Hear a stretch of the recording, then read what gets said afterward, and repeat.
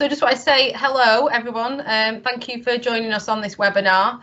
I'm Beth Kay from Active Lancashire, so seem to have connected to us well, so that's great. And I've got a number of colleagues with me from Active Lancashire on the call as well today.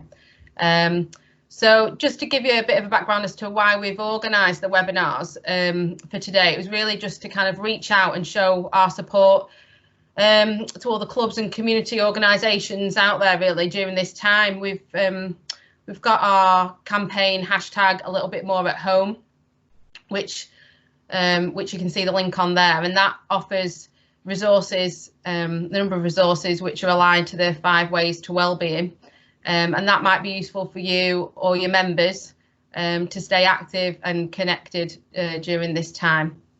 And this very much complements the Sport England Stay in Work Out campaign as well. And we've got 2 colleagues with us, Niall Judge and Tina Pilkington, on the webinar today. So if you've got any specific questions, any funding questions or any questions on the campaign, feel free to add them into the chat box.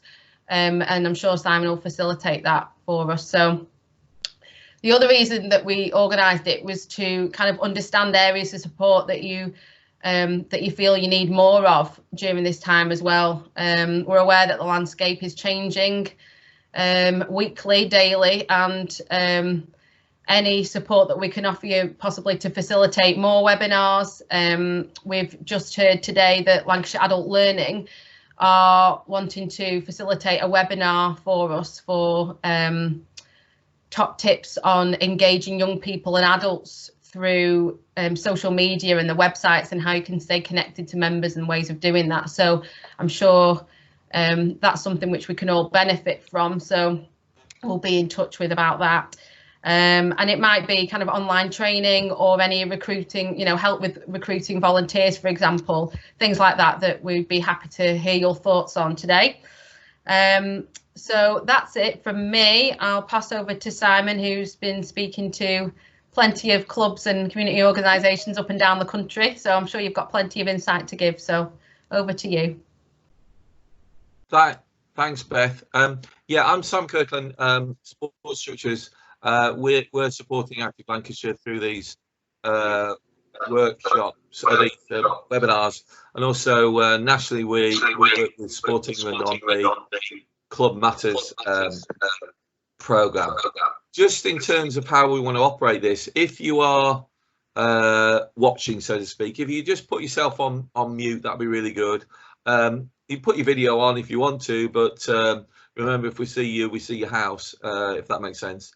There is a chat box function. If you look at your the toolbar that's in front of you, you can open the chat box up, which will come up on your right hand side. If you've got any questions during the presentation, please pop them in there. My colleague Mark, who's supporting the thing, will pick those up as well, so we can respond. And then when we've gone through the presentation, I'll be bringing in other people, whether Beth or Darren from Active Lancashire, or Niall and Tina from Sport England. We'll leave it open for questions. If you want to post your questions in the chat box in advance, then we're more than happy, and we'll pick those up. Beth's picked up a few questions already that people have put forward, but we're going to really cover 2 things here. One about activity and keeping people active during this period of time, and also looking at making sure that the infrastructure of sport, and particularly sports clubs, is still in place as and when we come out of lockdown, etc. And there are a number of issues that sports are coming up about, social distancing and local authority leisure centres, etc. that we're getting some intelligence in. But please appreciate that we don't get a virus like this every year, so it's completely new, and there are some things that we just don't know what's going to happen. So please pop stuff in the chat box. We want it to be interactive, but if you could stay on mute, and then hopefully we'll have at least half an hour for questions that we can deal with specific issues of clubs, and hopefully you'll do one of 2 things. It will either confirm what you're doing is right, or give you some more ideas about how you can support a club coming forward. Good. Okay, Mark, if you want to slot on to the first and sort of keep it. And it's not because Sport England people are on here, but I think Sport England have acted really, really quickly and really effectively come up with a number of funding. But I don't know who's just put yourself on mute because we just get a bit of echo back. That's great, thank you. And the key fund there is the emergency fund, which is £20 million, and that's directly looking at sports clubs, sports organisations, those people that are providing sporting activity that have been directly affected by COVID-19. In a similar way to floods, etc., when the flood defence or the flood fund came out about sports affected or sports clubs affected by flood damage, the same here. Is there any impact? And we'll just unpick that a little bit further in a couple of slides' time.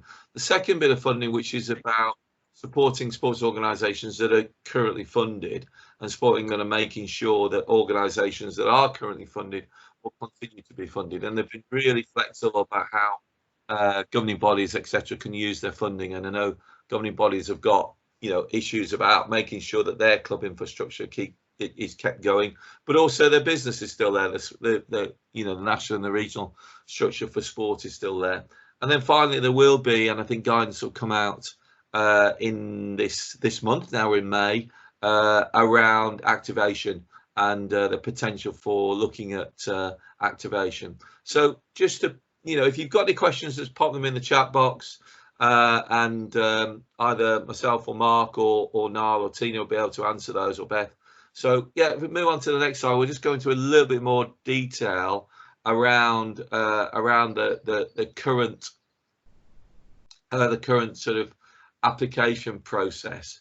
And this is a little bit out of date because there are a significant number of applications coming in. Niall, I don't know if you could come off mute and just give a bit of hot off the press update on where we are with things. Yeah, of course. So the numbers that you've got up there have slightly moved on. Obviously, so we've actually had about 7,000 applications now, and assessed kind of 4,350. I think Tim, our CEO, put out recently in an article on our website that generally we get about 4,500 applications per year to our funds. So to have 7,000 applications is phenomenal. But it does just show the power and the need from community sport at the moment. 3,000 have been approved, and on average, we're kind of the requested amount is around £5,800 that's been requested. So that's where we are at the moment. Simon, someone's asked a question on chat. Do you want me to answer that whilst going on? So Jill's asked, what are the timescales on feedback from Sport England regarding the pot of funding? So what we asked to do, if you haven't been unsuccessful in funding, you can, there's an email that should be on your email.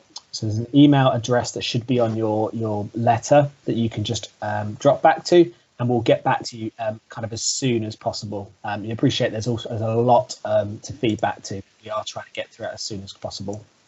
I think the intention was a 10-day turnaround, and I think by the looks of it, it's not far away to sticking to that, and that's just astonishing, really, I think. But I'm sure people are beavering away all the time. Is that the sort of, is the turnaround about that still in terms of 10 working days response? Yeah, I think it's a little bit more, simply just because of the volume of applications. But we are still striving to do that 8 to 10 days, and we're continually adding in more assessors to be able to cope with that. So as Tina said, yeah, we are trying to assess within 8 to 10 days, and we're trying to do that as much as possible. Clearly around Easter there might have been a slight lag just because of the bank holidays, but we should be flying at the moment. No, and I think the clubs that I've known that have been successful, and those that are unsuccessful, have been really, happy with the process and happy that they're getting a quick response. And I think the actual grant application process is easier than the capital applications or other applications. It's a relatively easy application process, I think. I don't know if you or Tina could just quickly describe that. Yeah, absolutely. So the application process, the form, you can have a look at the application form online. So if you go to the Community Emergency Fund page, right to the bottom, the form is available before you apply. We ask 4 questions. We ask you to provide a description of what you do and who your beneficiaries are. So who do you benefit? What activities have you been doing in the last 12 months? Kind of how are you staying in touch with participants at the moment? And what would the consequence be if funding kind of wasn't provided for you? So obviously there's about 900 word count for each question, but again, it's just give us as much context as kind of possible. And I can get into a minute, Simon, you might do some of this in terms of what's been working, but when it comes to the kind of funding bit in particular, what we ask you to focus on is what's the intended use of the grant and how have you calculated that? So if you're losing some, if you have a loss of income at the moment, how have you kind of calculated that? Some supporting information and calculation of that expected loss, which kind of helps do that. And also if you have savings as a club or has reserves, just some information around what they are and why you can't use reserves for this period of time. What's the mean? Or actually, how much of your reserves are you planning to use? Therefore, what's the kind of gap? It is okay to have reserves. And in our frequently asked section, we do say that it's good to have reserves. But if you have lots and lots of reserves and it's not clear why you can't use them for this purpose, then we just need a bit of a kind of clarification as to why that's the case. I think the other thing that we're picking up as well is that balance of whether you've got great reserves, good reserves, average reserves, or no reserves. There's also, I think, a question about whether it is a well-run club and has any reserves at all. And I think that's one of the things that have been coming up with clubs around, well, we spent our money in the winter to upgrade the pitches or, invest in this, that, and the other. And this is our lowest cash period of time in the year. Is that taken into account at all, or is it on a case-by-case basis? Very much case-by-case basis. Yeah. Okay, Mark, if you wanted to slip it onto the next slide, I think here we've got, what can be funded and what can't be funded. Thanks very much, Niall. Might well need you and Tina again. We can see here that it's directly related at sports clubs and sports organisations, affiliated and non-affiliated. So it is around sports participation, and that's the fundamental of it. Is how do we make sure that sports participation, if it is going. Sorry, there's a question there around a charity. It's not that you have to have a small reserve in place. That helps, and I think it's then the balance about how much reserve are you spending and how much you're not, and would it fundamentally affect the life of that organisation. But you can see on the right all the things that are not funded, and I don't think we've got anybody on here who's from those organisations. We'll also touch on the other governmental support that there is for organisations as well. So you can see there that if you do qualify, this is aimed at sports clubs, sports organisations. And particularly, we're looking at if there is a significant effect on underrepresented groups, so women and girls, disability, people in BMA community, people in disadvantaged community. There's also, I think, some real interesting stuff being written about older people as well. I think there are some issues about looking at those clubs that have predominantly older people. And I think a lot of the applications that have been successful have predominantly been cricket, football. I think boxing is relatively high, bowls and tennis. So obviously those summer sports, not necessarily football, but those summer sports that are significantly affected by the fact that they might not have a season. So Tina, Niall, I didn't really come back in again. Is that still the trend in terms of the sports that are being supported? That sort of football, cricket, tennis, bowls, boxing, sports. Yeah, I mean the fund is available for those in organisations or who are delivering sport and physical activity. So whether it's your primary purpose, which obviously it is through sports clubs, football clubs and cricket clubs and all the like, but also if it's perhaps not your primary purpose to deliver sport and physical activity. So perhaps if you're looking after, perhaps if you're a youth centre and actually your focus is not actually around sport and physical activity, but it's a core element of what you do, and it's a core element of how you fund, how you operate, then absolutely you are also eligible kind of to apply for this. It's really important that, yes, sports clubs are a major benefactor of the fund at the moment, but it is for broader sports organisations as well. And we'd really welcome applications from lots of people across the sector who are delivering sport and physical activity opportunities. And particularly, Simon, you've talked about those groups, our kind of priority groups that we'd like to work with. We often know that a lot of those are community groups and community organisations. So again, if sport and physical activity has been a main element of what you've been delivering, then you would be applicable to apply. So it might be a faith group that their prime purpose is that particular religion, but they actually run a sports activity around that. That would be eligible then, even though it's not affiliated to a governing body. Absolutely, yeah, that's really important. You do not need to be affiliated to a national governing body for this. We don't look for that or anything like that. I think Tina wants to come in. Yeah, if I can just add to that as well. I've been assessing the applications, and certainly from a trend perspective, they've been a lot wider than, you know, the sports that you said there. We've had everything from boxing, a lot of martial arts, swimming. We've had absolutely every sport under the sun, which is obviously what we want to see. And as Niall said, it's wider than just sport specific as well. It's any group that's actually enabling physical activity to take place. So we'd really encourage, you know, those clubs to still apply. And any that are coming in, Tina, around the sort of minimum level, which I think is £300, which, you know, people are thinking, oh, is it worth putting in for £500 or whatever? Are you getting many in that? Because as Niall said, the average is a lot higher. But any I've certainly assessed I think the lowest I've assessed is £450. Okay. But again, you know, it's clubs that are in a situation where they've got rent to pay, and because they haven't got an income coming in at the moment, they're actually struggling just to pay, you know, £100 a month rent.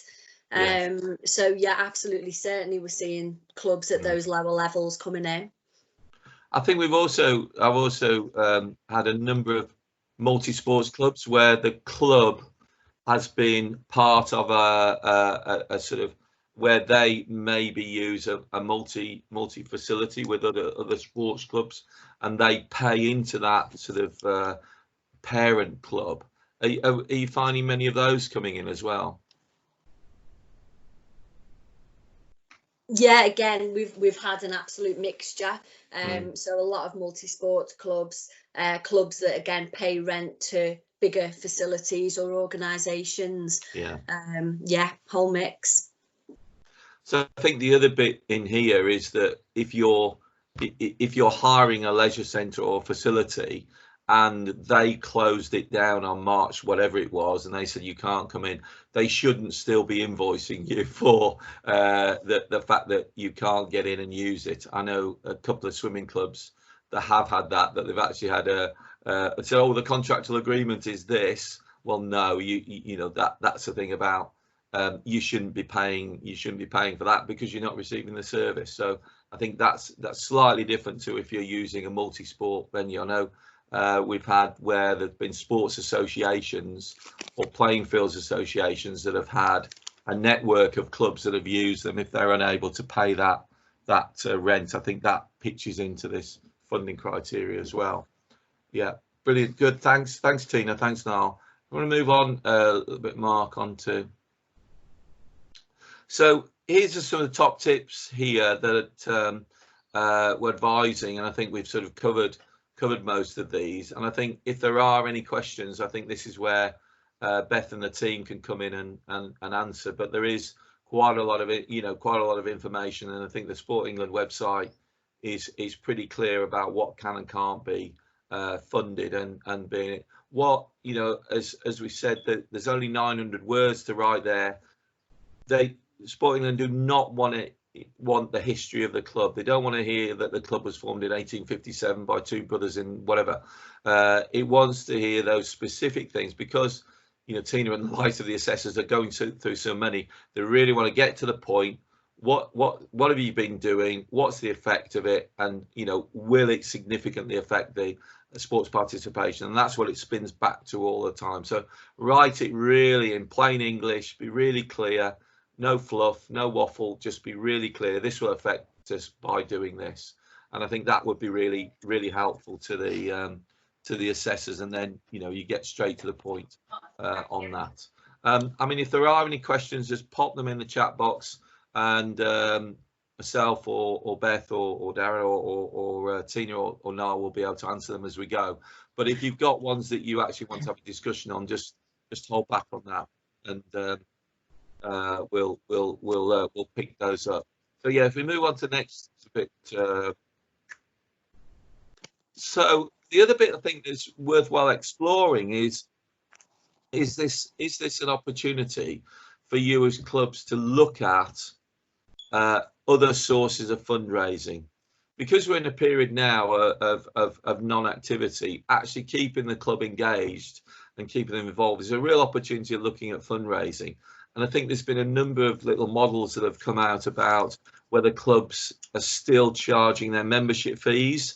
I think a lot are, but it's a very minimal fee. And what a number of clubs are finding is that a number of their participants are saying, well, actually, we want the club to be here, and they're making donations. But actually, it's worthwhile thinking about during this period about different ways of fundraising. I think the examples of crowdfunding and things like that. Darren, I don't know if Darren's on today. And whether you can come in about the crowdfunding. There are a number of clubs that have tried crowdfunding. Whether yeah, thanks, Simon. Yeah, just from our point of view, I mean, I do a lot of work in the Pennine, Lancashire area, and I've been in touch with one or two clubs that have obviously shut doors and have little or no other income, or generally rely on sort of no membership fees, or you know, sort of smaller semi-professional type clubs that rely on gate receipts and things like that. And I know one or two of them have set up just giving pages, and you know, some of them have raised like 1,500 quid. So you know, there is support out there. People are in that that giving mood. So yeah, it's definitely worth looking at some of these, and then we put some platforms on there that you can have a look at as well.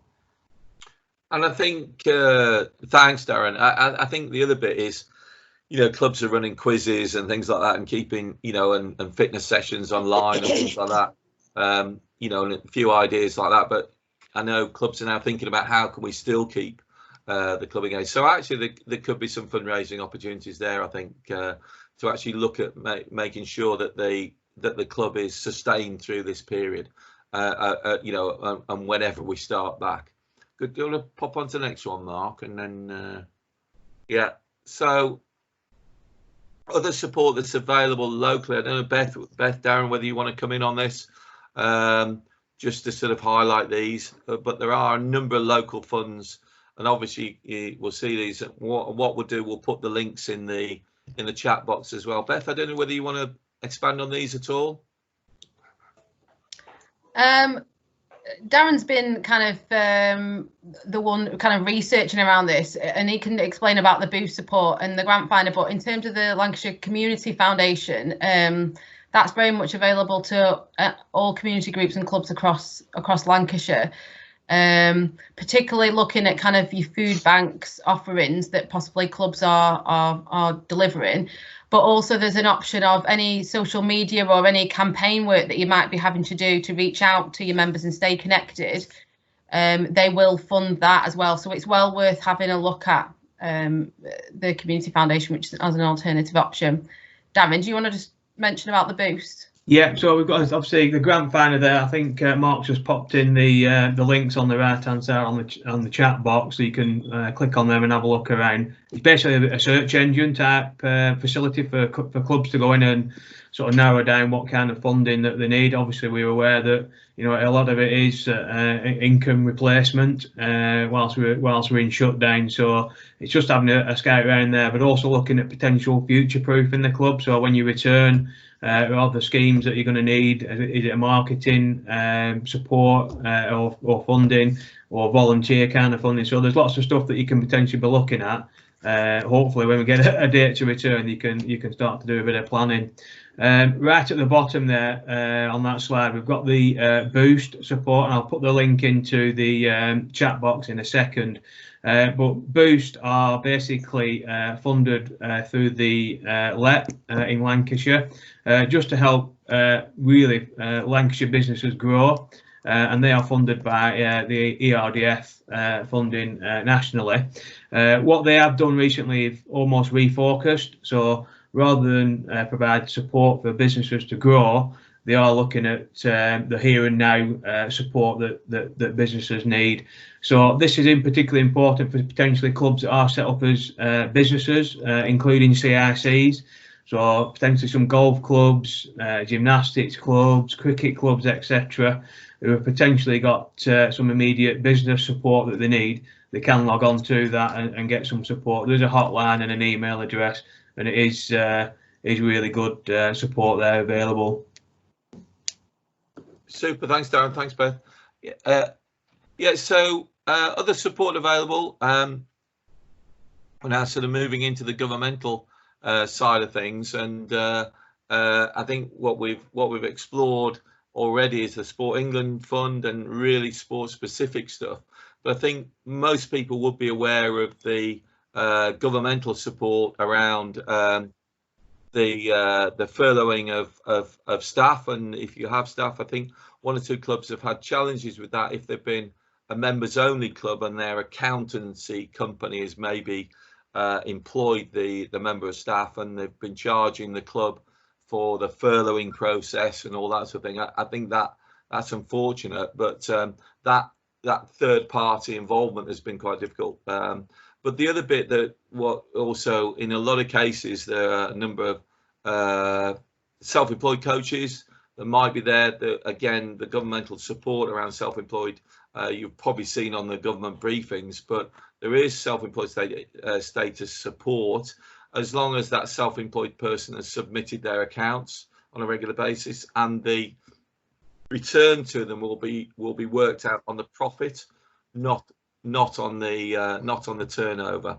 Albeit that money won't come through until June time, that self-employed person can claim through universal credit, and then it's offset when the amount that they take in universal credit is offset when they're paid their self-employed status.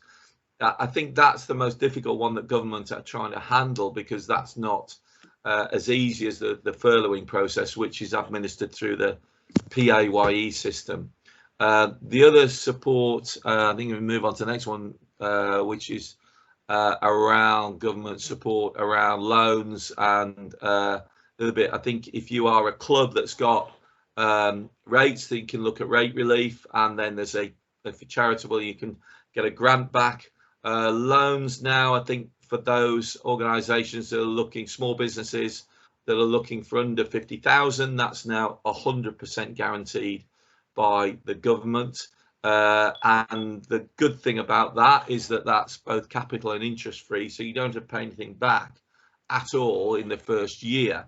But what I would do is look very, very carefully at the interest rates that are put on at the end of that 1 year. I have heard of a 40% interest rate that's been put in there, and it ranges from about 3%. That's the highest I've heard. So it's really important that, you know, when you are looking at that loan, whether it is relevant to have whether you want to take on that loan, but also look at the cost of that loan post the 1 year. Everybody intends to pay it back early, but you know, you never know what might happen. But again, the government support on that on HMGov website is really, really clear and really, really helpful in that sense. And you know, if we've got any questions, happy to sort of pick those up in a minute or two. Yeah, do you want to move on to the next one, Mark? I think. Yeah, and again, yeah, here we've got plenty of support and a number of links that people can go through. Government have been really supportive and looking at other countries. The amount of support is being given to small business is really important, and I think it sort of touches back on what Darren was saying a few minutes ago. Is this also an opportunity for you as a club to look at your structure of your club? and whether it's relevant, give you away. Whether it's worth changing your club structure in that period of time. Well, it's up to you. If you want to go on your own, you can do. No, we're going together, so we'll wait. Do you want to? I don't know who is, but if somebody, I think somebody not on mute. But anyway, could that be great? Okay. Any sort of questions? And these are the key sort of questions, really. Does anybody want to just either come off mute and ask a question, or put questions in the chat box at all? Happy to sort of take these. There's a couple of other slides just to tie things up. But any questions anybody would like to ask?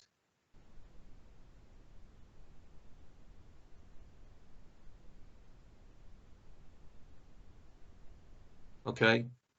Beth, do you want to Darren, do you want to touch on just answering these questions in a way?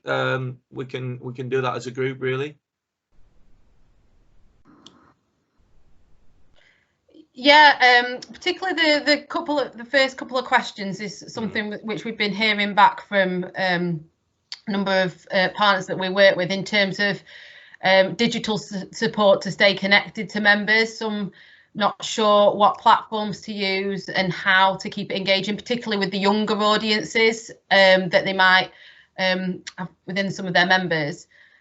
So that was something which we wanted to explore, and I mentioned before about Lancashire Adult Learning possibly facilitating a webinar, and we just wondered if that would be useful. If people want to put in the chat box if that would be useful. I think there are some guidelines, some governing bodies are coming up with guidelines around activity, particularly with young people, and I think I know swimming have put some very clear guidance around using Zoom and other go-to meetings, etc., for club and coaching activities. I think the important thing is don't share that link on social media, because they've had a couple of infiltrations into those coaching sessions from inappropriate people, so to speak.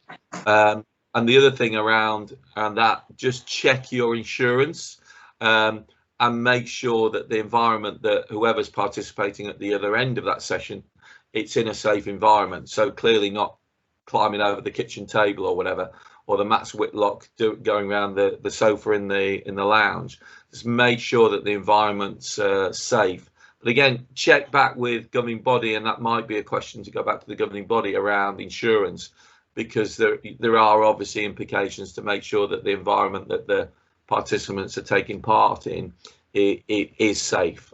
Most governing bodies are saying that the insurance covers it, as long as the thing is clear. The other aspect as well is looking at the child protection issues around under 18s on whether it's social media or whether it's through a Zoom call or a fitness session like that. Again, make sure that you check back with the governing body and make sure that there is consent. In general, it's pretty clear because they are members of the club, but there could be occasions, particularly if there's sensitive discussions going on, that there needs to be chaperones with under 16s. Certainly on the child protection workshops, on those online, that therefore over 18s and any under 16 to 18s have got to be supported by adults during those sessions. So I think, again, check your insurance and check your governing body guidelines. Most governing bodies have got a page or pages on their websites now around how to run sessions, etc. Also, we've got on Club Matters website some guidelines around running committee meetings online and AGMs online as well. Conscious that a number of clubs are dropping into AGM period.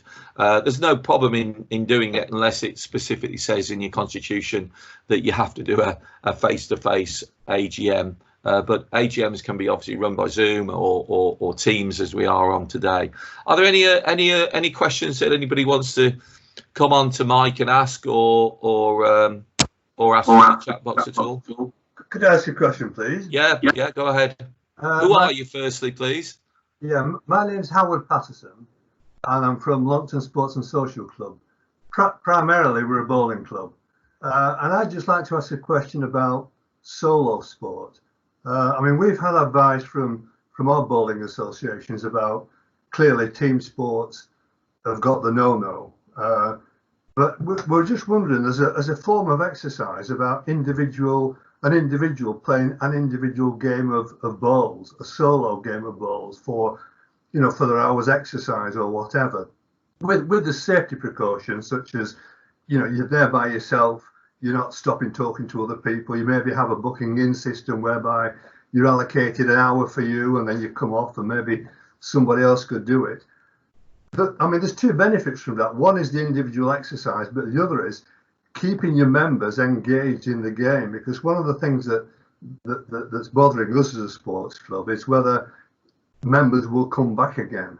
Once you lose people, it's more difficult then. We'd all give our right arm to be back where we were 6 months ago with the numbers of members, even though you're always on the lookout. So it's this idea of, have you been getting any advice, any feedback from other clubs about solo participation in sport?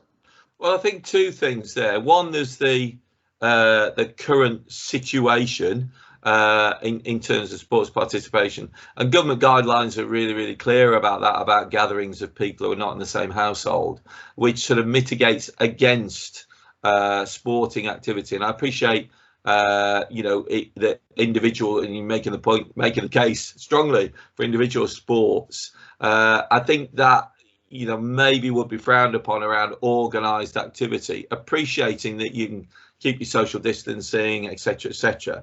I'll maybe, Niall, have you are there any other sports that are picking up on that at all, or Tina? I'm happy to jump in here. Obviously, one thing I can't do, and I'll set this out from the very outset, I can't say what you can and can't do, because obviously our default is to listen to government advice and follow that. I think, Howard, what you're talking about there in terms of how to get back to playing bowls, how to get back to activity, I think it's good thoughts to be having. And when we come out of this period of initial lockdown, hopefully that's when we can start to put some of your thinking in place in terms of how can you safely play bowls. At the moment, our only guidance is to follow the government guidance around social distancing and essential travel, which we all, in the best will of the world, hope that will end. So I think what you're suggesting seems like a good way of thinking around how you could continue to play bowls for individually, and certainly once the government advice shifts a bit around essential travel and social distancing, I think that's when that might really come to fruition. And fingers crossed that might be in a week, but unfortunately you make a really important point, because I know that individual sports people are focused quite a lot on running and cycling, because that's specifically what we're allowed to do, whereas we know that that's not for everybody. So it's not a cop-out answer. It's an absolutely, I think you're thinking in the right ways, and there will be a really opportune time for when that thinking will be how you can get back to playing bowls.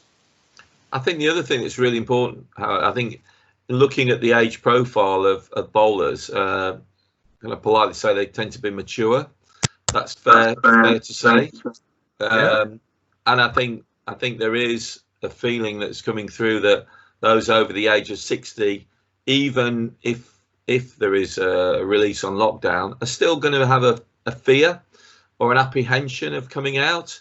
And so actually to come out for sporting activity might well be a really good encouragement to do that. In terms of the second part of your question, which is about how to keep members engaged, I think that is a general concern, and I'm sure other people on this call will have that concern about, are the members going to come back?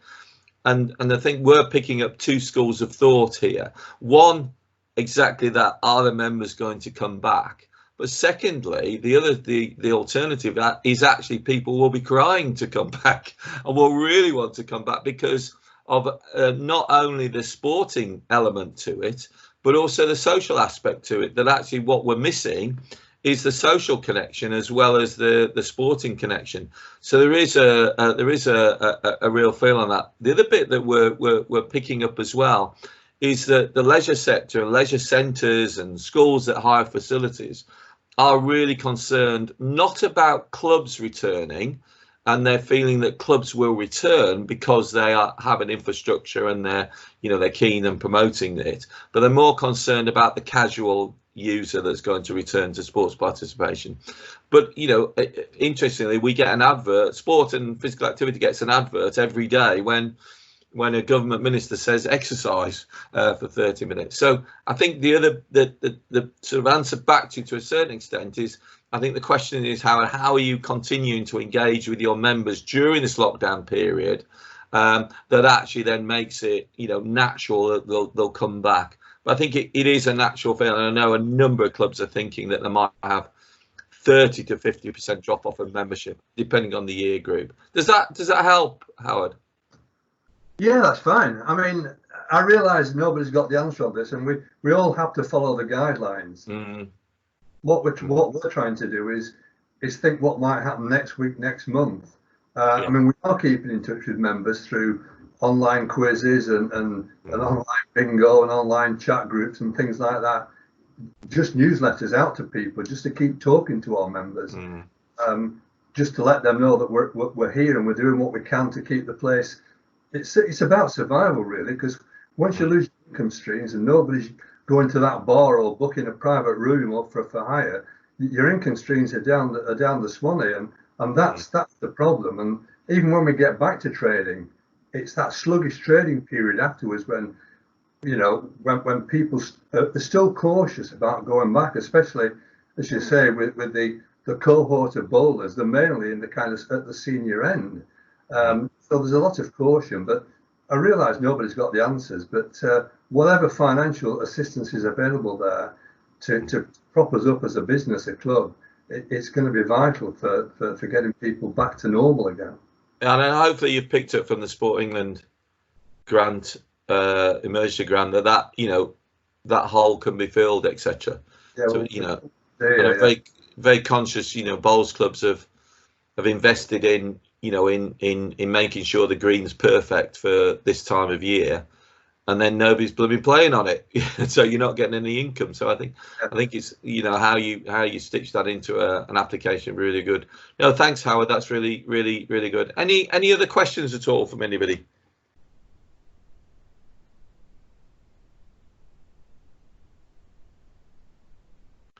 I think there's a question there around satellite club funding.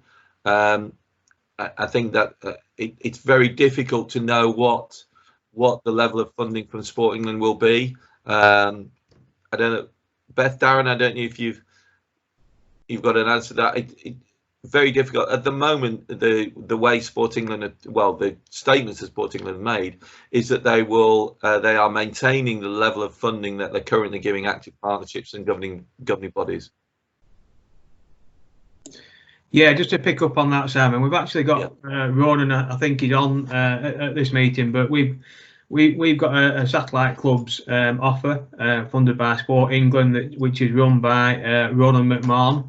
So again, looking at different ways to engage young people in sport, physical activity, not on a competition kind of level, but really on a low level introduction, participation, have a bit of fun with it kind of thing. And there's still some opportunities for clubs to look at that.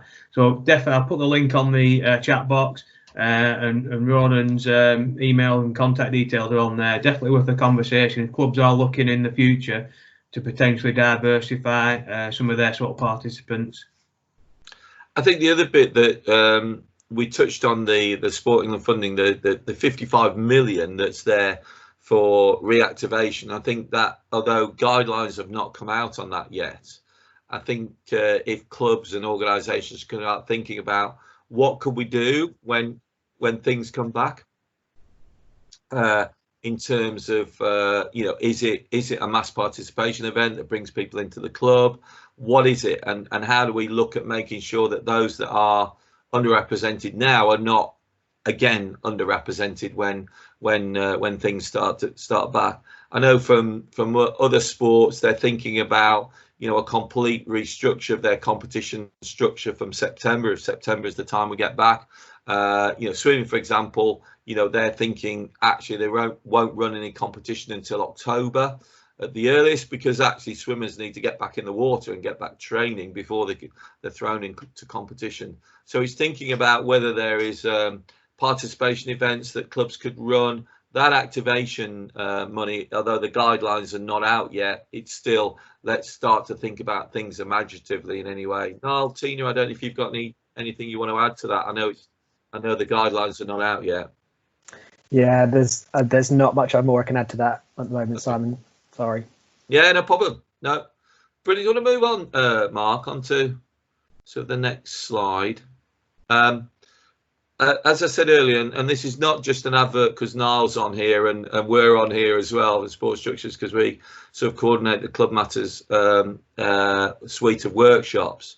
But this is a real opportunity in this lockdown period to maybe look at changes to your club, or how do you improve the club.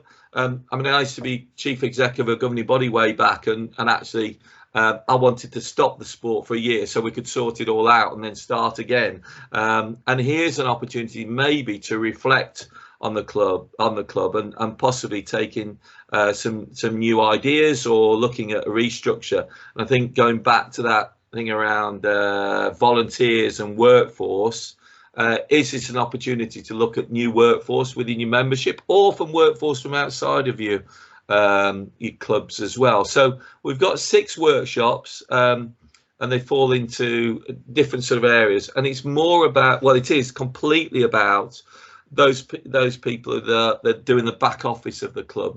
It's nothing to do with coaches, nothing to do with team managers, to do with the back office.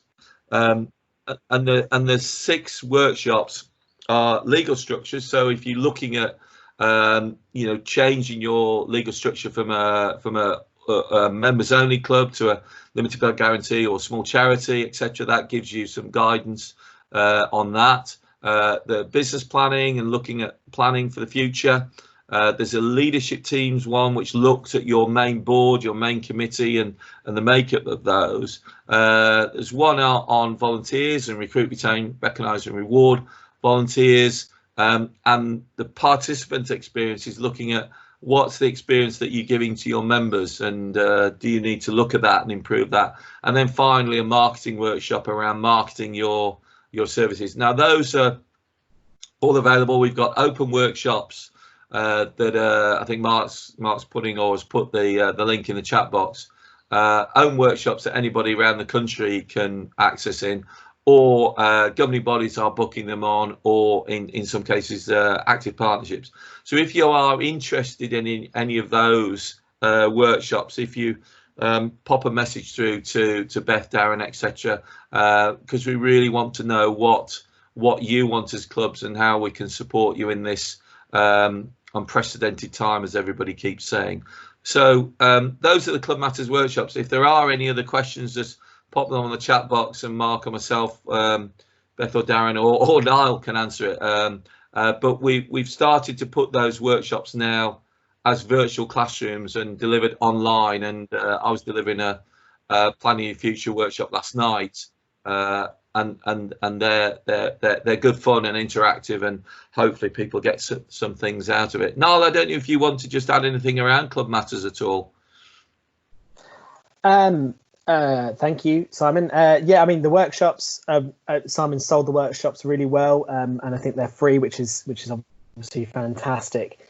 There is just a bit of a nod. There's a whole host of stuff on the website as well. So you go to Sport England Club Matters website, you'll find an awful lot of toolkits and guidance and stuff in there. And I know that Active Lancashire are pointing to that as well. I think the other thing as well is Carol from Active Lancashire was talking about digital engagement. What we've got a couple of really great videos of some clubs and how they've kept in touch digitally, and how they're keeping in I think what they're doing. So there's some really nice case studies of what other clubs are up to during this time, just to give you a bit more inspiration. Brilliant, good.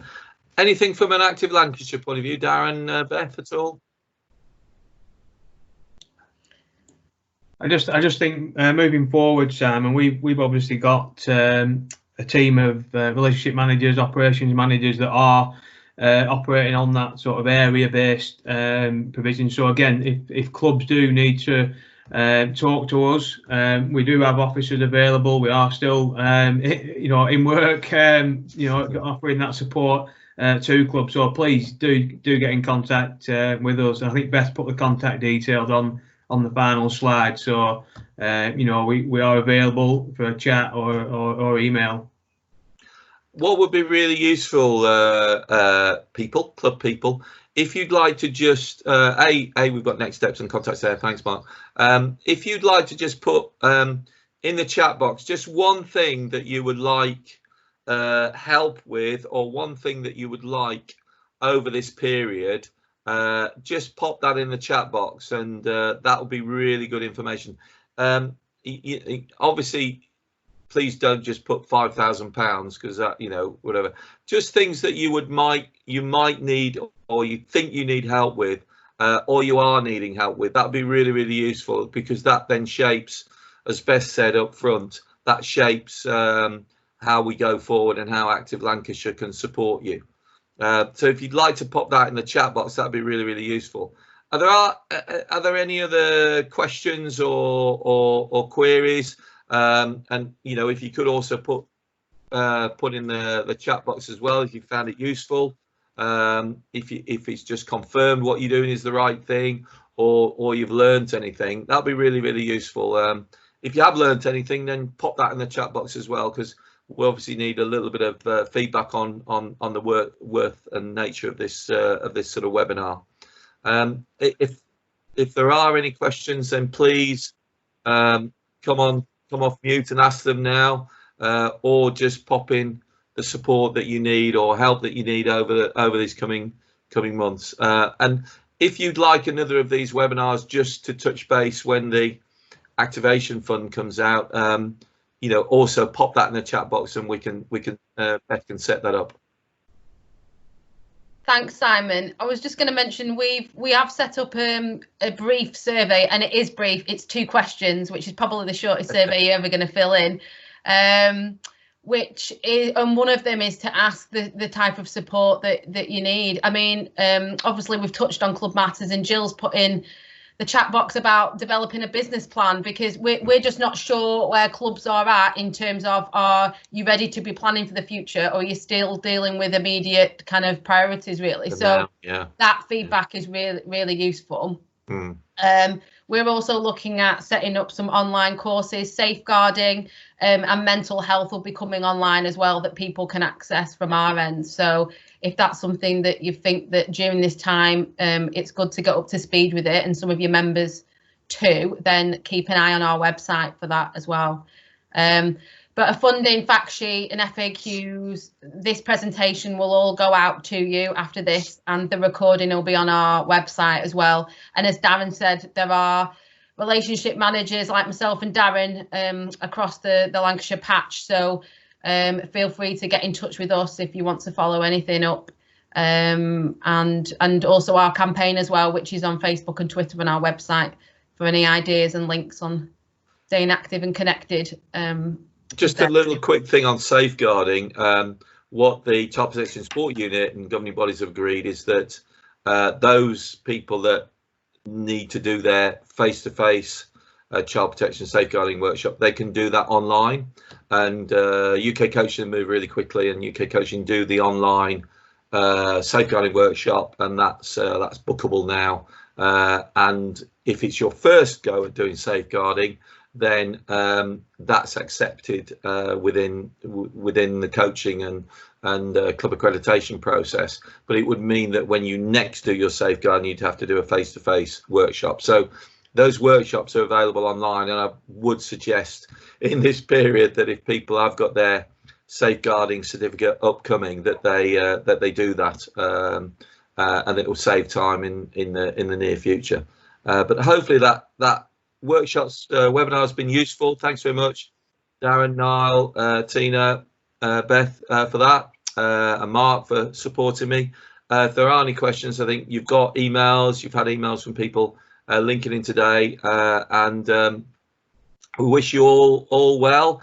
And if there are any questions, then please put them forward, because Active Lancashire are really there to support you through this process. And can I all wish you well, and you can all go out on your little walks now for half an hour. And please, any feedback, please pop in the chat box or completing the survey. That will be really, really useful. We'll be staying on here if there are any questions. But thank you very much. If you want to log out and enjoy the day for what's left of it to a certain extent.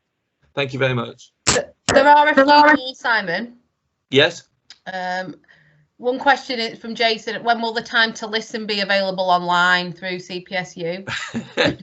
Super question. It's fair to say that UK Coaching and a number of governing bodies are pushing the CPSU to actually come up with the answer to that. At the moment, the CPSU are reluctant to put time to listen online, but I think hopefully they will be doing so as a virtual classroom relatively soon. But at the moment, the CPSU are saying that time to listen is not available online. Sorry if that's a definite negative, I'm afraid. Thanks, Simon. Another one from Jill. What advice would you give to clubs coaches who are waiting to renew membership to save money at the minute? Sorry, I partly missed that, Beth. Sorry. What advice would you give to clubs coaches who are waiting to renew membership to save money? Yeah, I think it's probably down to the governing body. I think there's most governing bodies are looking at their whole membership system and you know, whether they are going to give discounts of membership because of the time of year or etc. I think that's worth a conversation with the license. Presuming that's with the governing body licensing. Is that what they're thinking? It doesn't say. Come in now. Yeah. Hi guys. Yeah, it was more to do with the fact that when a coach has a membership, they are insured to coach, and obviously by providing online training, if they don't have a membership, therefore they don't have the insurance. That's correct. What's the guidance there? Well, yeah, the guidance is very clear that the coach, if they're providing a service and a coaching session, they should be insured. And I think it's probably for clubs and participants to make sure that they're checking that they are. I think there's one or two governing bodies that sort of cross season at the moment.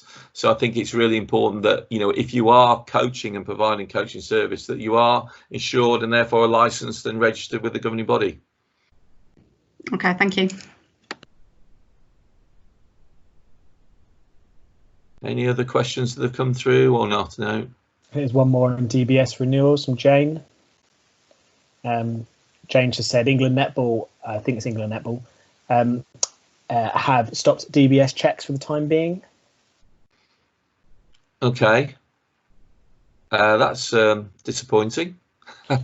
Yeah, they should still be doing the DBS checks. Yeah. DBS has gone digital, so if depending on what England Netball are doing, and I'm afraid I'm not completely abreast, but DBS has been said that you can do some digital sign off of DBSs and things like that. If they said they've stopped doing the checks, it may be because they haven't internally got the time to do that. If they furloughed members of staff, it may be that they've lost some of their administrative support to allow that to happen. At the moment, I'm not quite so certain, but if it's something they've decided to do, it might be worth just a conversation with their regional lead, or if something I can pick up with them on a national level just to see what they're up to. I think if you could pick up on a national, that'd be great. No, but I think probably the club, if they go to the regional officer, I think Netball have not been furloughed. Netball have not furloughed their development staff, I don't think. But I think that then the question would be the level of risk of that coach who's not got their DBS. And if there is, you know, what is the level of risk of that coach not being DBS'd for this period of time? Are they providing any coaching online? Are they providing any communication with children online? So it's probably doing a quick risk assessment on that coach to assess whether there is a risk of that DBS running out. And it might be a low risk, but I think probably pick it up with the regional officer at Netball It'd be brilliant if you could pick it up with Netball nationally. So I mean, James just kind of added it's because they say a verifier is face to face, so they're not doing it. Right. I will speak to Netball about that, but as the government have kind of announced that DBSs are allowed to go virtual, it can be done across a virtual call. So I'll pick that up with them. Brilliant, thank you.